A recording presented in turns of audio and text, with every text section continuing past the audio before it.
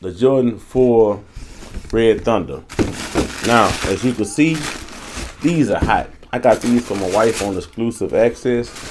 And I buy shoes for my wife all the time. For some reason, she don't wear her shoes.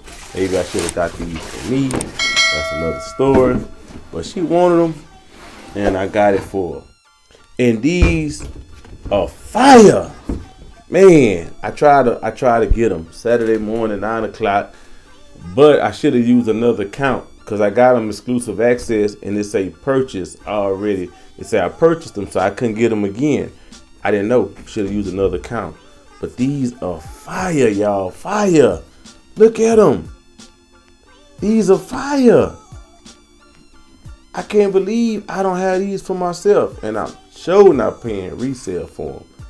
I hope my wife wear these, man, because I be buying the shoes. She don't be wearing the shoes. But these are hot. Should have got them for me. But I love you, baby. Hope you wear your shoes. Resale value gonna be sky high one day. Real high.